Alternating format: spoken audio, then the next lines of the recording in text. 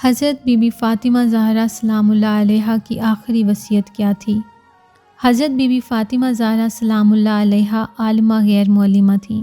آپ نے پہلے ہی امام علی علیہ السلام کو اپنی شہادت کی خبر دے دی تھی۔ بہار الانوار میں ملتا ہے، بی بی نے فرمایا، یا علی، آج میری زندگی کا آخری دن ہے۔ یہ سننا تھا، امام علی علیہ السلام زاروں قطار رونے لگے۔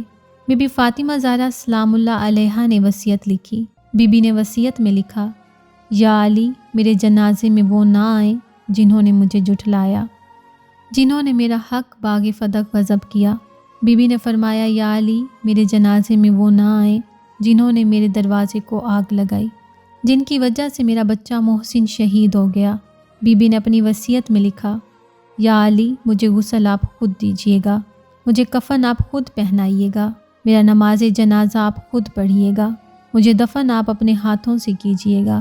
یا علی، غسلنی باللیل، مجھے رات میں غسل دیجیے گا۔ یا علی، کفننی باللیل، یا علی، رات میں مجھے کفن دیجیے گا۔ یا علی، دفننی باللیل، رات کے اندھیرے میں مجھے دفن کیجیے گا۔ اور بی بی فاطمہ زہرا سلام اللہ علیہا نے لکھا، یا علی، میں آپ کو خدا کے سپرد کرتی ہوں اور تمام اولاد سادات کو جو قیامت تک پیدا ہوں گی، ان کو سلام کرتی ہوں۔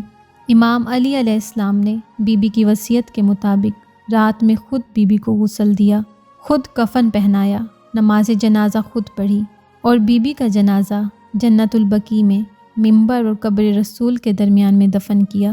تاریخ میں ملتا ہے، جب جناب سیدہ کی لاش مطہر کو قبر میں اتارا گیا تو قبر سے 2 ہاتھ برآمد ہوئے اور لاش مطہر کو سنبھال لیا۔